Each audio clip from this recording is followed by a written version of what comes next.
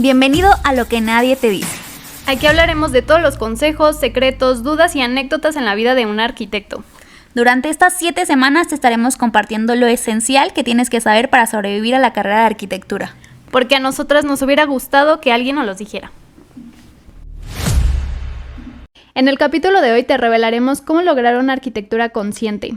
Para nosotras, pues la arquitectura consciente es siempre buscar y diseñar y construir estos espacios en el que pues se integre todo el contexto histórico, el contexto económico, cultural y toda la comunidad, y pues utilizando también todos los recursos que hayan en este sitio y minimizando el impacto ambiental. Ojo que esto es lo que debería ser siempre, y yo creo que es básicamente el concepto que te dan en arquitectura, pero si te fijas muy bien en lo que te enseñan en la escuela y vas desmenuzando poco a poco, te vas a dar cuenta que yo creo que la mayoría de las veces nos inculcan estos como valores de competencia, o también pues en casos de hacer edificios, muchas cosas que son como no tan rentables para la mayoría de la sociedad. Y entiendo que nos tienen que preparar para el mundo laboral, pero lamentablemente hoy en día muy pocas personas pueden llegar incluso a pagar una propia casa. Sí, justo. O sea, siempre en la escuela como que te enseñan esto, pero por ejemplo nosotras vimos como la realidad de todo cuando entramos al servicio social. Ahí hicimos pues nuestro servicio en una comunidad y pues ahí te das cuenta cómo es que pues está la comunidad, cómo es el trabajo que debe de ser en realidad. O sea, no debes de llegar y decir, pues yo soy el arquitecto y yo aquí se hace todo como yo quiero, ¿no? Entonces siempre se pone a la comunidad, al cliente, al usuario, que pues sí, o sea, sobre el proyecto, ¿no? Entonces tienes que ver qué es lo que quiere, qué es lo que busca, porque pues a final de cuentas esa persona es la que va a habitar, la que va a vivir en ese espacio. Entonces debes de estar pues bien consciente y pues igual, o sea, tratar de interactuar como que con las personas para que puedas entender cómo es su día a día.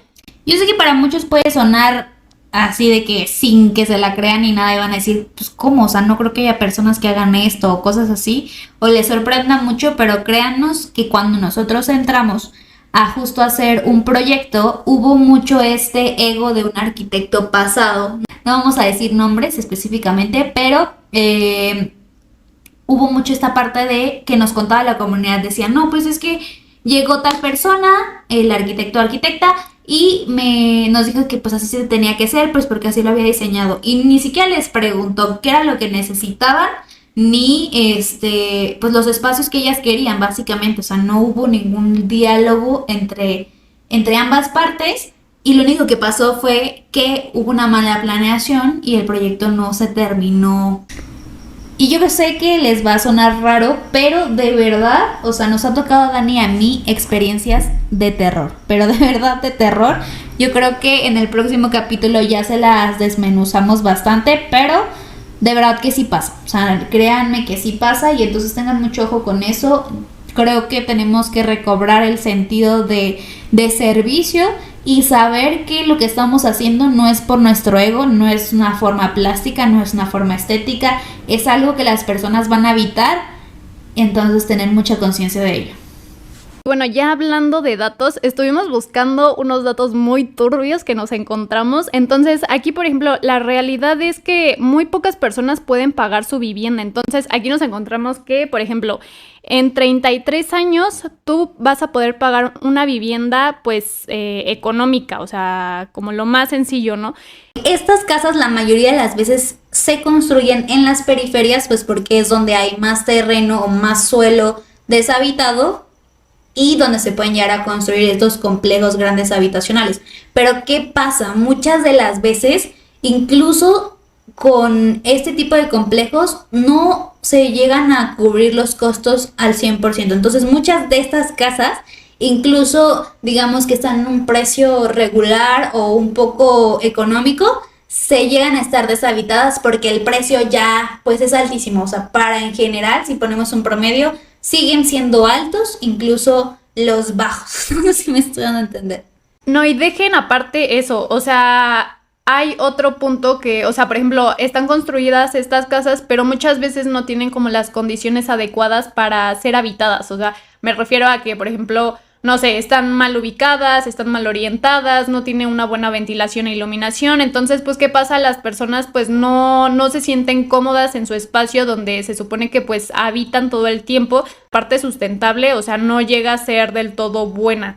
Entonces, pues ahí es en donde entra, por ejemplo, nuestra vocación de, pues sí, o sea, entrarnos más a fondo con qué usuarios, con qué personas estamos trabajando y en qué lugar estamos nosotros construyendo. Entonces, por ejemplo, existen igual algunas alternativas de materiales que pueden ayudar a toda esta parte de la construcción.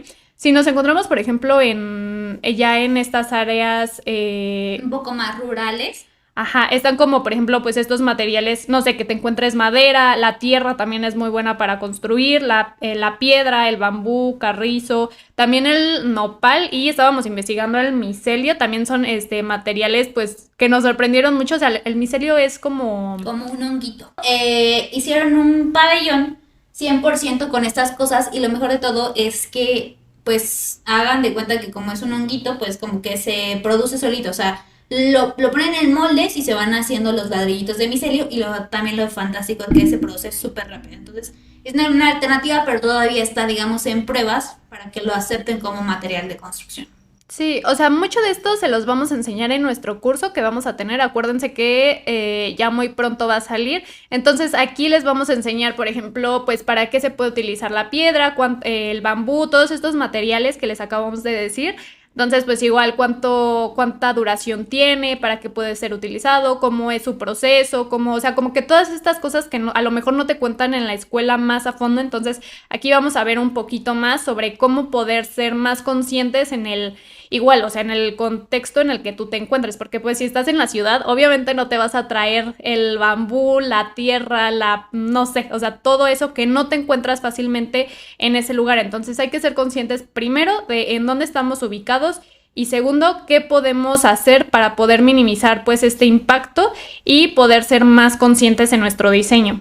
Muchos de nuestros alumnos nos preguntaban, ok, sí está bien, está muy padre esto que me están contando de la arquitectura consciente en zonas rurales, pero ¿cómo le hago en pues zonas urbanas, por así decirlo? Digamos una Ciudad de México, que no te puedes ubicar o no te puedes más bien imaginar diciendo, pues voy a construir una casa de adobe totalmente, cuando la escasez es la de la tierra. O sea, hay muy poco suelo aquí que se pueda ocupar como para hacer una casa de adobe. Entonces, ¿qué pasa? Hay muchísimas otras alternativas, como dice Dani, que puedes ocupar en zonas urbanas. Les voy a poner un ejemplo, es la restauración, el reciclaje de edificios. No sé si lo hayan escuchado hablar, pero hagan de cuenta que si no lo sabían, les digo que arquitectura y construcción, más bien construcción, es una de las ramas que más contamina nuestro mundo. O sea, se producen toneladas de desechos haciendo una obra, entonces, y desperdicios. Entonces, hay que tener mucho ojo con eso. Y la otra es, si ya tienes un edificio de tantos años que está bien estructuralmente, los espacios están cómodos, funciona, pero tienes que, no sé, darle un plus o quieres cambiar algo, se pueden cambiar incluso edificios enteros. Y les vamos a dar un ejemplo. No sé si ustedes lo conozcan, pero hay unos arquitectos que ganaron el premio Pritzker que se llaman Lacaton y Basal. Estos arquitectos son de Francia, pero hicieron justo una remodelación de unos edificios convencionales. Eran 530 viviendas y estas las cambiaron totalmente. Esto fue en el barrio de Grand Parc en Burdeos en 2017. Y pues todo esto va más de reutilizar y reinterpretar el uso de los espacios para transformarlos y para darles una nueva vida. Entonces se puede hacer muchas cosas teniendo un poquito más de conciencia social y ambiental. Sí, justo, es muy importante, o sea, también que metan como estas estrategias sustentables, porque es lo que le va a dar el plus a tu proyecto.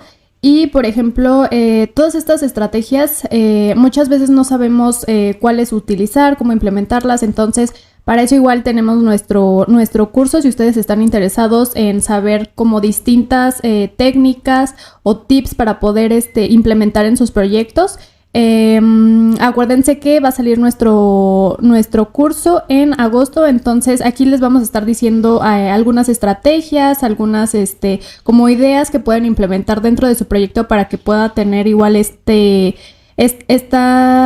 parte sustentable. Por otro lado, pues también están los materiales reciclados. Aquí, pues, ¿qué se puede hacer? Pues, o sea, hay muchas alternativas. Nosotras, por ejemplo, tenemos un proyecto que hicimos con contenedores marítimos reciclados. Entonces, aquí, pues, hicieron locales comerciales donde utilizábamos... O sea, el contexto era que a un lado se tenía un taller mecánico. Entonces, todos esos residuos que quedaban de metales, de materiales que ya no se utilizaban, se pasaron para los locales. Entonces, todo esto se recicló. Y pues igual, o sea, se fue construyendo pues detalles de estos locales, entonces así nosotras, o sea, fue que pudimos reciclar todas estas pedacerías metálicas que pues al final pues se iban a quedar ahí sin uso, entonces pues nosotros las pasamos para acá. Y pues así es como se pueden llegar a reutilizar pues materiales reciclados. Igual hay variedad de otros materiales. Y pues ya nada más con creatividad y con lo que tú quieras, pues ya se puede crear lo que tú te imagines.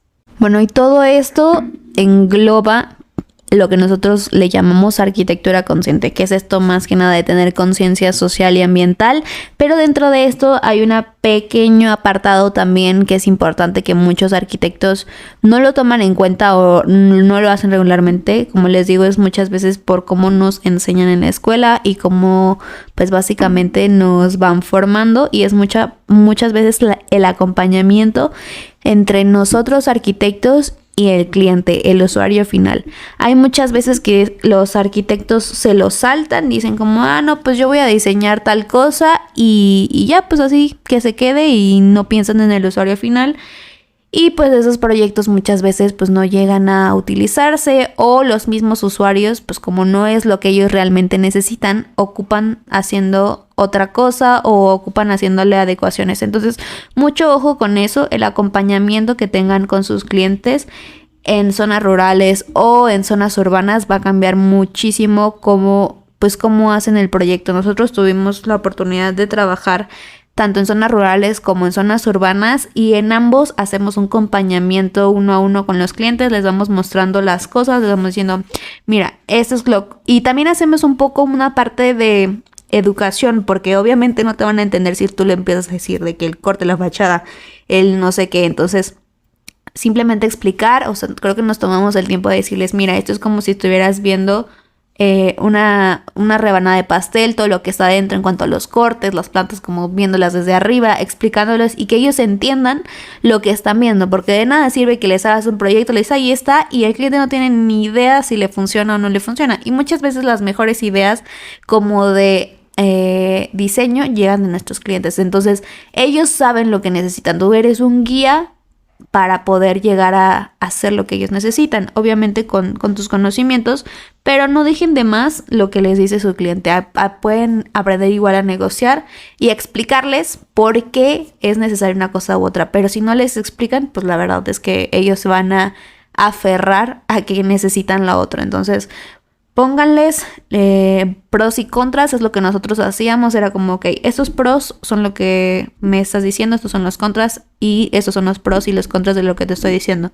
Y lo que ayudaba mucho era tener una tercera opción, o sea, les poníamos una muy mala opción, una muy buena y una intermedia, y la verdad es que así un poco jugábamos también, un poco de psicología, y así nuestros clientes elegían como la opción más adecuada. Pero pues todo es una negociación, entonces échenle también en el acompañamiento para que pues su proceso y su arquitectura sea un poquito más consciente y un poquito más realista de lo que necesita cada quien.